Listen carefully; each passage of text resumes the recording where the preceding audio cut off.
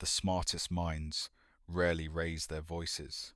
They don't fight for credit, don't rush to prove a point, and they're never the loudest in the room.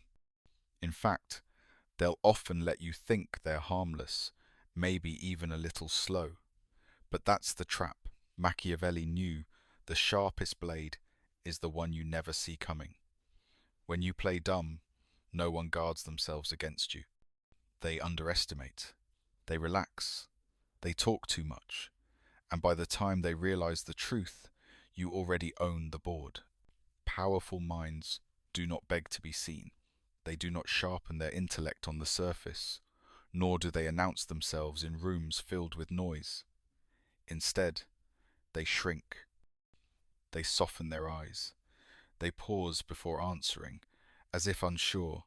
They mispronounce things on purpose. They let others correct them. They let arrogance circle, let it rise, let it speak first, and they sit, watching, measuring, letting the moment slip into something more useful than applause silence. Machiavelli never told you to be stupid.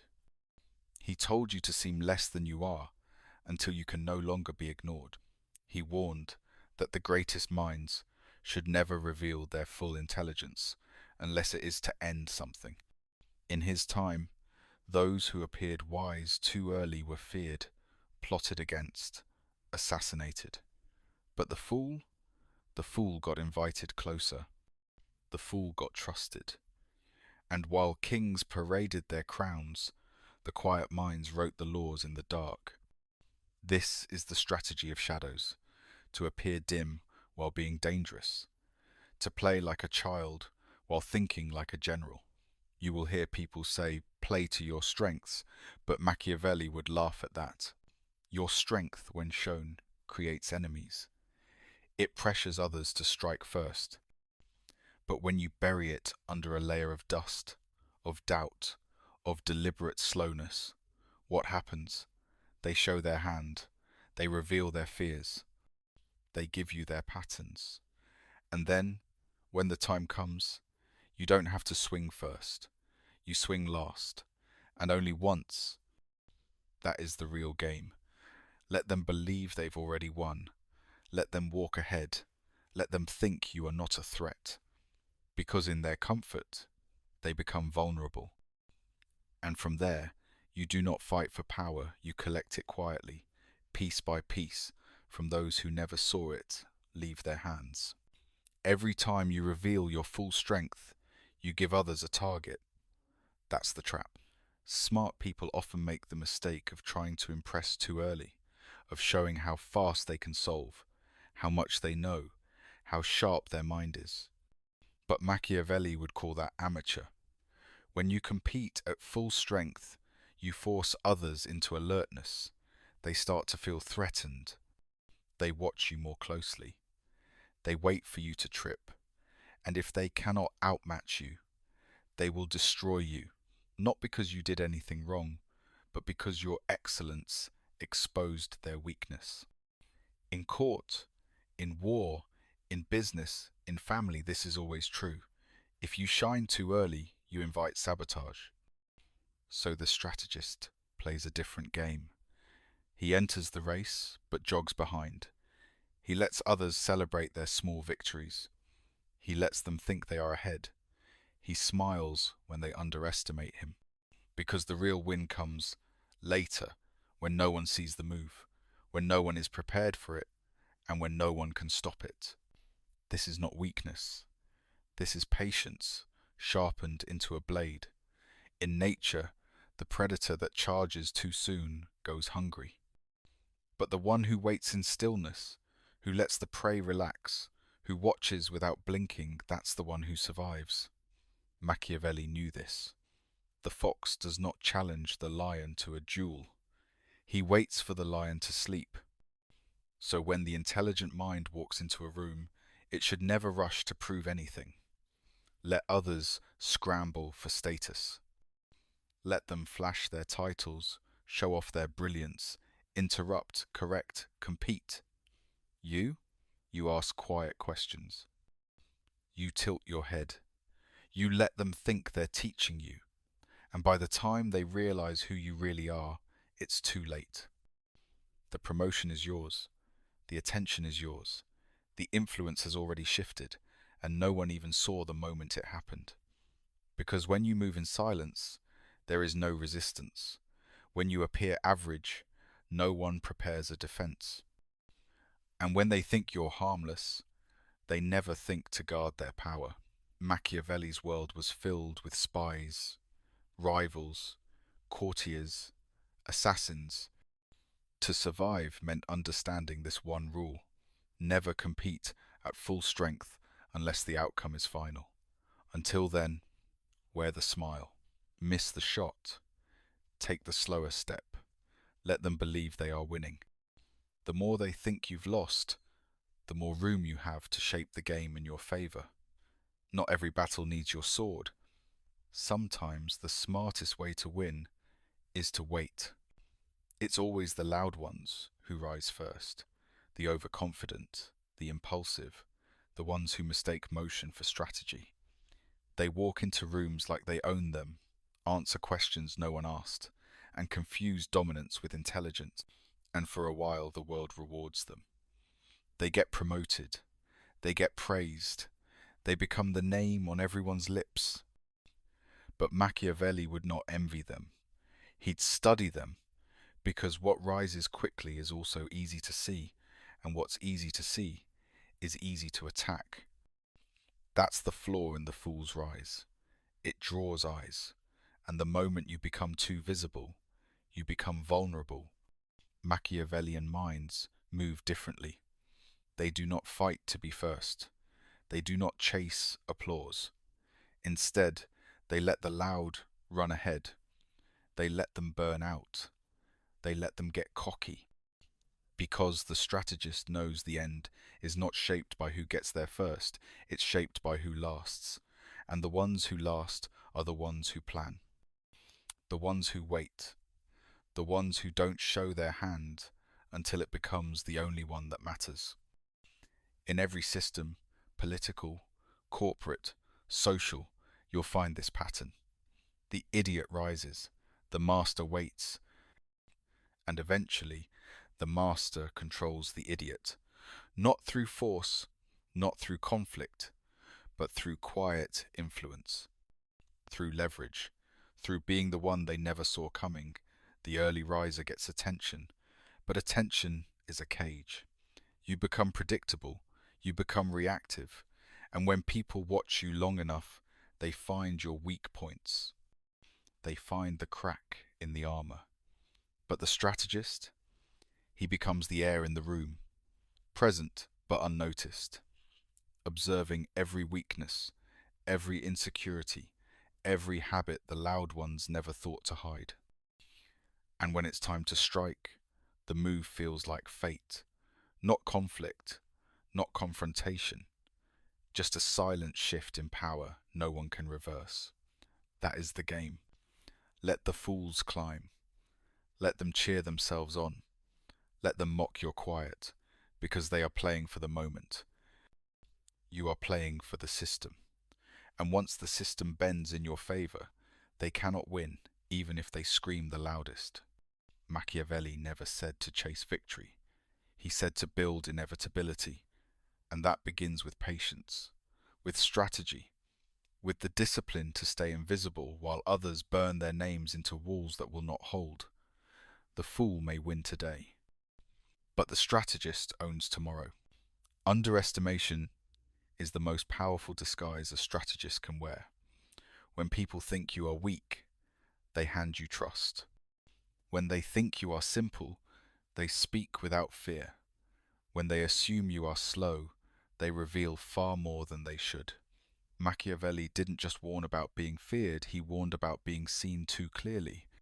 Because the more accurately people can define you, the more precisely they can attack you.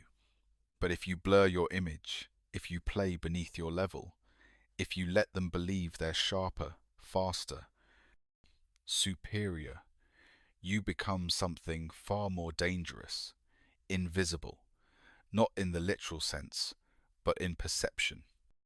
You're overlooked, unguarded against, misread, and that gives you power no one sees coming. This is the weapon of underestimation. It doesn't require effort to swing. You don't have to argue. You don't have to convince. You simply exist in the blind spot of those who think they've already won. Most people, when underestimated, take offense. They get loud. They rush to prove themselves. That's pride. But Machiavellian minds do the opposite. They lean into the misread. They play the fool. They allow the illusion to grow.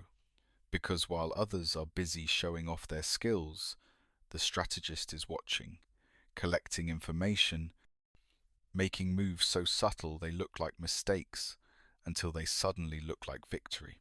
In politics, in warfare, in relationships, the same pattern repeats. The underestimated one learns how people behave when they think no one's watching. They see the real face behind the mask. They see the flaws that pride refuses to hide, and they record everything. Because when it's time to move, it's not a fair fight, it's an execution. This is what people forget. The moment someone underestimates you, they lower their guard. They stop preparing, they stop defending, and when the blow finally lands, they don't have time to react. That is why underestimation is not an insult. It is a gift. The smart mind never throws it away. It holds it close, sharpens it in silence, and uses it at the exact moment when it matters most. Not to prove anything, but to win without warning. Machiavelli did not survive because he was clever. He survived because he knew when to appear dull, and that distinction is what separates players from masters. A player shows his brilliance to feel powerful. A master hides it to become powerful. The game is not about being seen. It's about being missed until it's too late. History does not remember them as fools, but that's exactly how they were seen in the beginning. Kings who acted like peasants, generals who stumbled like drunks, emperors who asked questions they already knew the answers to. The greatest minds in power didn't walk into a room and demand submission. They crept in quietly, often pretending not to understand what was happening at all. And that was the trap. Machiavelli studied them not for their brilliance, but for their deception, because those who ruled the longest often appeared the weakest until it was far too late to stop them. Take Emperor Claudius of Rome, dismissed as a stuttering fool, mocked for his limp, ignored in political games. But when the chaos fell and the bloodlines thinned, Claudius emerged as emperor, not by force, but by being forgotten. And once the crown touched his head, the stutter was gone. The fool had vanished. What remained was a strategist who had waited, observed, and survived every purge by being invisible. Or consider Tokugawa Ieyasu of Japan. While rival clans ripped each other apart for dominance, he smiled from the sidelines, offering no challenge. They called him coward. They called him slow. But when the battlefield emptied, Tokugawa didn't walk through it, he claimed it, and he ruled for decades. That is the shadow strategy. Let them mock you. Let them believe they've figured you out. Let them waste their fire on louder enemies. Because when the smoke clears, you'll be the only one left standing. Even in modern warfare, the same pattern repeats. The best generals mislead not just their enemies, but their allies. They leak false plans, act confused in meetings, miscalculate in public, only to reveal later that the chaos was calculated. The real battle was always happening beneath the surface. Machiavelli didn't admire the genius who shouted. He admired the genius who played dead. Because when your enemies think you're dead, they stop aiming, and that's when the trap closes. So the lesson is simple. If you want long power, lasting power, untouchable power, play the game they don't see. Let them think you're too dumb to be dangerous. Let them give you access. Let them open their doors, their thoughts, their pride, because once they do, it doesn't matter how long they've ruled. Their downfall is now in your hands, not because you fought harder, but because you waited smarter. You don't have to wear the crown first. You only have to be alive when everyone else has fallen. And for that, you'll need patience, restraint, and the courage to look like a nobody until the moment comes when being underestimated becomes the sharpest weapon you'll ever use. Arrogance is predictable. That's what makes it useful. Machiavelli understood this better than most. He knew that the moment someone believes they are the smartest in the room, they start performing instead of thinking. They talk more, listen less, and expose everything, fears, ambitions, patterns, all while thinking they're winning. And the silent observer, he says nothing. He nods. He lets them keep speaking. Because arrogance is a fire that burns without needing fuel. The strategist just watches it spread. Insecure people often confuse intelligence with domination. They interrupt, they correct, they belittle. But what they don't realize is that in doing so, they are handing over their entire playbook. Every smirk, every correction, every attempt to be the alpha, it all reveals something. And the one playing dumb collects those moments like weapons. Arrogance needs attention. It feeds off it. But attention is not control. Control comes from staying unreadable, from letting people think they've won while you map their blind spots in silence. The moment someone underestimates you, they stop guarding their weaknesses. That's when the Machiavellian mind begins to shape the room not through confrontation, but through psychological gravity. You don't have to argue with arrogant people. You steer them. You let their pride guide them into mistakes. You let them lead into walls. And when it falls apart, you are already standing where they thought they'd end up. This is not manipulation for sport. It's survival. In a world that rewards performance over depth, arrogance is loud because it's hollow. It needs to be heard, praised, applauded. But the truly dangerous person doesn't need to be seen. They need only to be present, silent, calculating, positioning themselves in places that the arrogant mind overlooks. You will notice something if you watch closely. The people who rise quietly tend to last longer. They don't provoke enemies. They don't alert rivals. They make moves that feel accidental, but aren't. And when the arrogant finally notice, it's too late. Because you cannot fight what you fail to take seriously. That is the brilliance of being underestimated. That is the fatal flaw of arrogance. Machiavelli would not waste breath on a showman. He'd study him, flatter him, even bow if needed. But all the while, he'd be building the trap, piece by piece, word by word, until the showman's fall looked like fate. So the next time arrogance enters the room, don't challenge it, don't match it, let it rise. Let it reveal itself. And then, when it stumbles, be ready, not with force, but with timing. The strategist doesn't need to be seen. He only needs to be right. Once. Acting dumb is not the same as being dumb. The difference is intention. One is a mask, the other is a limitation. And Machiavelli mastered the mask. To the untrained eye, it looks like weakness, hesitating in conversation, asking obvious questions, pretending not to understand. But to those who see the game, it's something else entirely. It's control through misdirection. It's power in camouflage. The greatest minds do not always want to be known, because when people know your strength, they prepare for it. They build walls. They study your movements. But when they think you're soft, confused, or slow, they lower their guard. They talk freely. They relax. And that's when you learn everything. When you act less intelligent than you are, You create a false landscape, one where others reveal their true selves. They say what they really think. They expose how they treat those they consider beneath them. And most importantly, they give you information they'd never share with someone they respect. That's the opportunity. That's the reason behind the mask. It's not about playing small forever. It's about studying the terrain without alerting the enemy.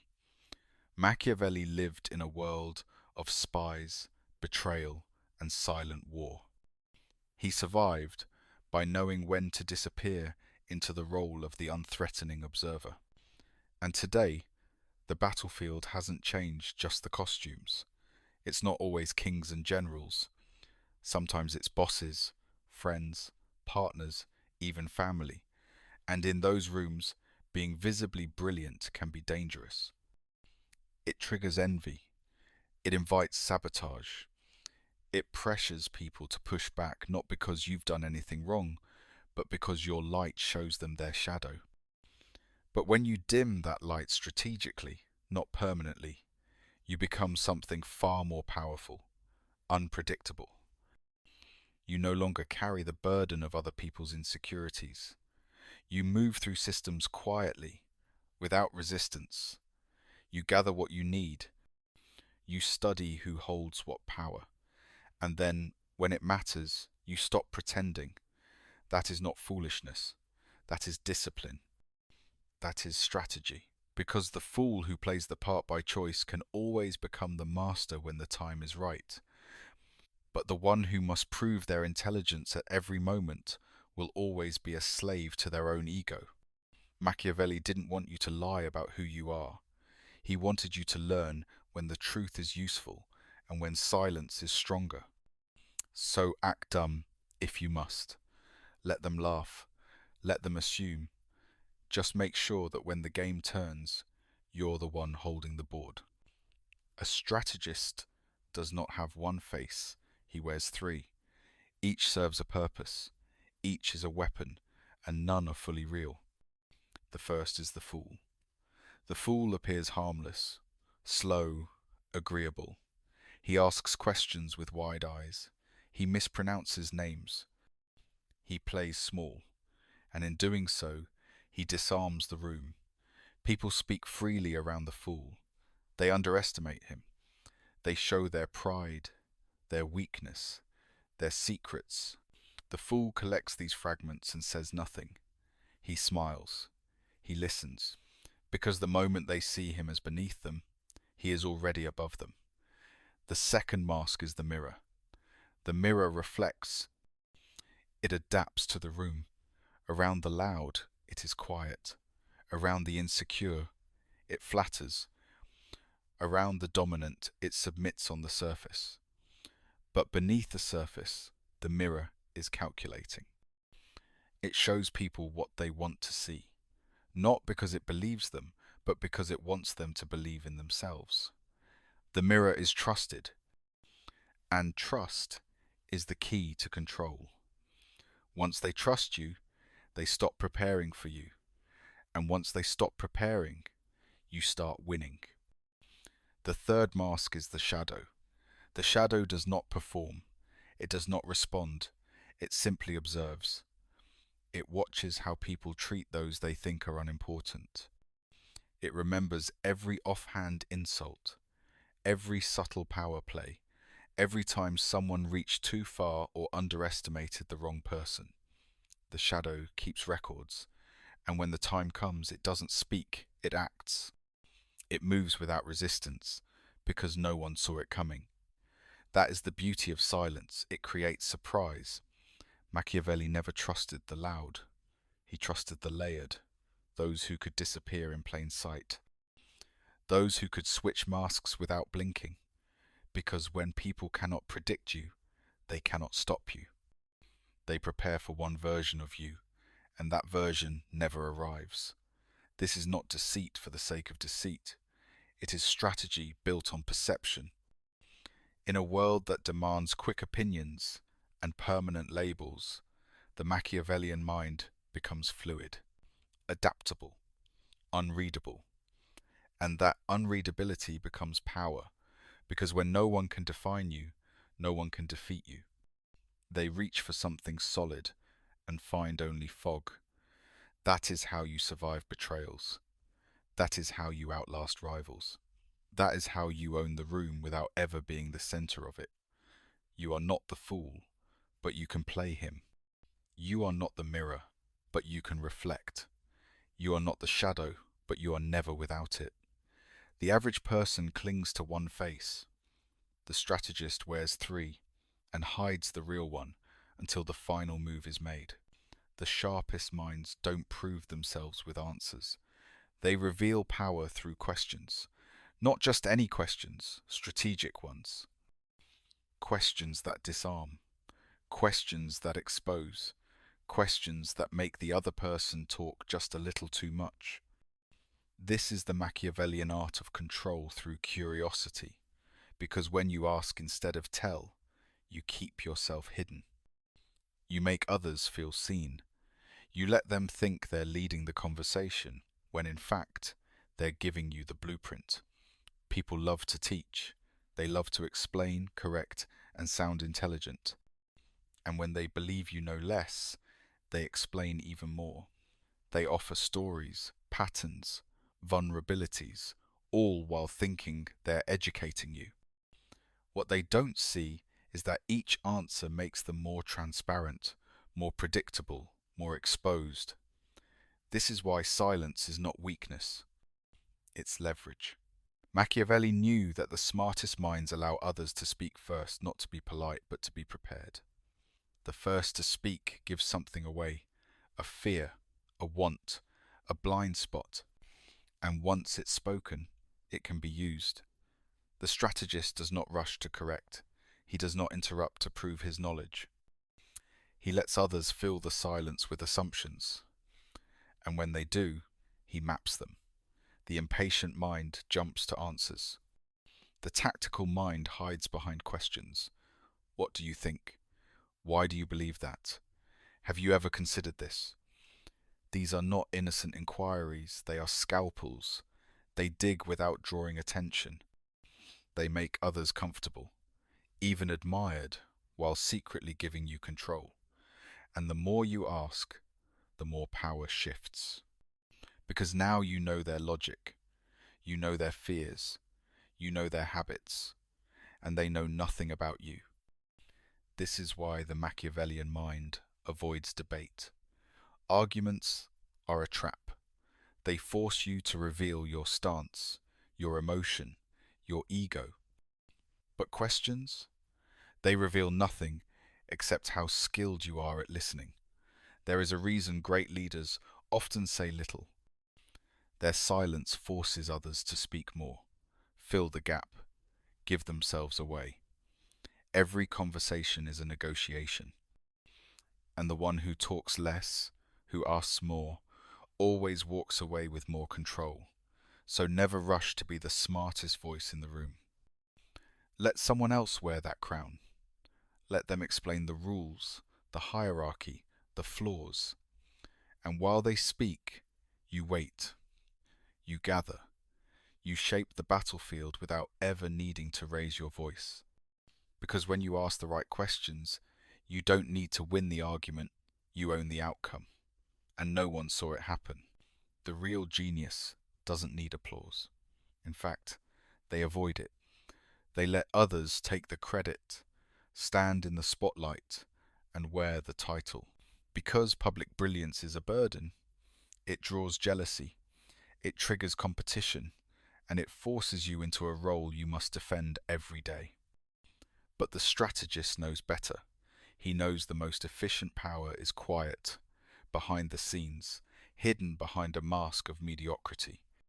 That's why so many truly intelligent people choose to look average in public, not because they are weak, but because they are free. Free to move, free to observe, free to control the stage without standing on it. Public idiocy, private genius, that is the formula Machiavelli would have admired. Because when people believe you're not a threat, they expose themselves. They speak casually. They underestimate. And in doing so, they give you every tool you need to win without confrontation. Consider how many powerful figures have played this game. They fumble a question on purpose. They laugh at their own mistakes. They make themselves seem out of touch, disinterested, distracted. And while the world mocks them, they're moving pieces that no one notices. A confused old man in public, an architect of deals in private. A quiet assistant in the corner, pulling the strings behind the entire operation. A forgettable name in the room, controlling the outcome of the meeting. This is not weakness. This is weaponized invisibility. It is a choice to be overlooked. A choice that protects you from the spotlight's heat and the sword that always follows it. When people think you are foolish, they stop trying to outplay you. They stop bracing for attack. They leave their doors wide open. And by the time they realize you've walked through everyone, the game is already over. Machiavelli understood that power shown is power challenged, but power hidden, that grows without resistance. That's the paradox. The moment you become the smartest person in the room, you also become the most targeted. But if you let someone else play that part, if you act unsure, distracted, even naive, then you're not playing the game, you're designing it. And no one is watching you do it.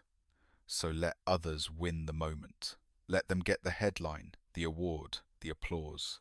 Meanwhile, you're building something deeper, quiet alliances, silent influence, permanent leverage, the kind of control that doesn't fade when the applause ends. In public, you are harmless. In private, you are dangerous. That is not a contradiction. That is the highest level of strategy, and the smartest minds will always choose it. Being right is not always safe. In fact, in the wrong room, being right can be the most dangerous thing you can be. People think truth is a shield, that if you speak facts, if you correct what's wrong, you'll be respected. But Machiavelli would laugh at that. He knew that truth threatens ego, and ego doesn't back down. It attacks.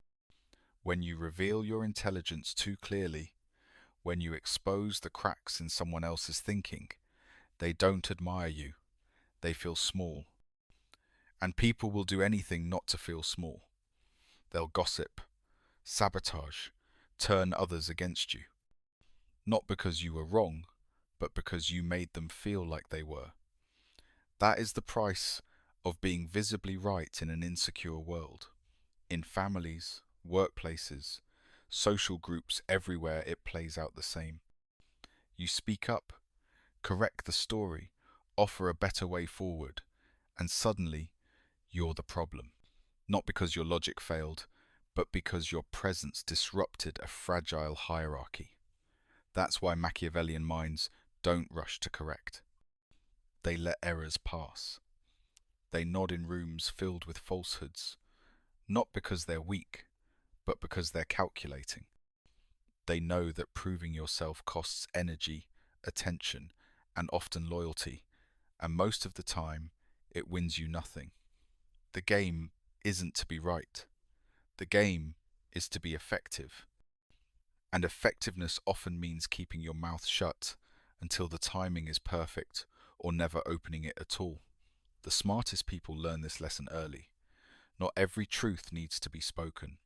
Not every mistake needs to be fixed. Not every lie needs your correction. Sometimes, letting someone else believe they're right gives you more power than being right ever could. Because when they believe they've won, they let down their guard. And when they let down their guard, you move freely. That is how control is built. Not by being the most correct, but by being the least resisted. It takes discipline to bite your tongue, to watch stupidity parade itself and say nothing. But it also gives you something far more valuable than applause. It gives you time, cover, and freedom to work in silence. And when the moment finally comes, when your knowledge becomes necessary, undeniable, you reveal it once. not in debate, not in defense, but in impact. And when it lands, no one argues, because the proof isn't in your voice, it's in the outcome. Machiavelli didn't care who was right at the table. He cared who walked away with control, and more often than not, it wasn't the one who spoke. It was the one who listened, waited, and struck when no one remembered he was still in the room. Power that screams is temporary. Power that whispers lasts forever. That was one of Machiavelli's coldest truths. Control gained through force, titles, or loud victories may look impressive, but it is fragile. It invites challenges. It creates enemies. It burns out. But silent control, the kind built in the background, never announced, never claimed, that kind becomes permanent. Because no one is fighting you for it. They don't even know it's there. That's the brilliance of staying quiet while you rise. You are not seen as a threat. You are not included in rivalries. You're not dragged into battles for credit or spotlight. Instead, you operate beneath the noise, placing people where you want them, shaping outcomes without a single headline, and by the time others realize what you've done, their resistance is useless. The game has already shifted in your favor. That's why Machiavelli advised rulers to avoid being too virtuous, too honest, too visible. He understood that transparency can be a trap. When people can define you, they can attack you. But if they can't figure you out, they can't stop you. Silent control thrives in this confusion. It doesn't need constant defense. It doesn't rely on ego. It simply is. It becomes embedded in systems, in relationships, in perception. It feels natural, inevitable, even though it was calculated from the start.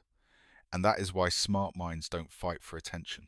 They don't argue in public, don't show off their plans, don't correct every misjudgment, because each moment spent proving yourself is a moment lost. The strategist uses that time to tighten influence behind the scenes. They help the right people quietly. They plant small ideas in powerful minds. They offer solutions without demanding recognition. And eventually, their presence becomes essential, not celebrated, but needed. That is the win. Not noise, but necessity. Not dominance, but design. You can watch this happen in families, in politics, in business. The loudest ones burn out. The underestimated ones take root. The room starts to turn toward the person who never asked to lead, but always seemed to be holding the answer. That's the legacy of silent power. You do not need to shout. You only need to shape. And the shaping begins the moment you stop trying to win the surface game. Let others battle for applause. Let them be praised. Let them be envied. You? Be the reason things work. Be the reason people stay calm. Be the person they turn to in crisis. And do it all without raising your voice. Because the kind of control that cannot be traced, cannot be broken, that's not weakness. That's mastery. They will forget you until it's too late. That is the final move of the strategist. Not fame, not revenge, not recognition. Just the quiet comfort of knowing you shaped the ending while everyone else fought for the middle. Machiavelli never wanted to be remembered in the moment. He wanted to be remembered in the aftermath. That is the power of shadows. You're never seen, but you're never absent. You move like a rumor, like a ghost, like the voice people swear they heard but can't prove. And by the time they turn around, the game has already ended in your favor. This is the law of the invisible architect. Let others chase credit. Let them be quoted, worshipped, displayed, because every spotlight eventually burns. And when it does, the crowd moves on, but the one who never stood in the light, they're still there, still building, still steering. That is the difference between popularity and permanence. You don't have to be known to be unforgettable. You just have to be necessary. And necessity begins with silence. When people forget you, they expose themselves. They think you've lost. They assume you're irrelevant. But you're still listening, still watching, still one step behind them, but only until the path opens and you step ahead without warning. That's the brilliance of being underestimated. You are never suspected until your work is too complete to reverse. The door locks from the inside, and they never even saw you enter. In a world obsessed with visibility, being unseen is the rarest advantage. It keeps your movements clean. It keeps your enemies unsure, and it keeps your hands free from the blood that others spill chasing validation. Machiavelli didn't want his name in lights. He wanted his fingerprints on the world, quiet, permanent, undeniable. That is your blueprint. Move with discipline. Think in decades. Act in silence. Let them think they've beaten you. Let them forget you were even part of the game. Then strike once, just once, and leave a mark so deep they'll spend years trying to understand how they never saw you coming. That is not just strategy. That is legacy. You don't have to be remembered to be powerful, but if you do it right, when they finally do, remember when the dust settles, and they look back, they'll realize the person they ignored was the one who designed their downfall. That is the final move. Disappear and still win. If this chapter made you think differently, good. That's what we build here. Comment "Invisible Architect" if you're still with me. And if you want more lessons they'll never teach you in school, like and subscribe to Dark Blue Psychology.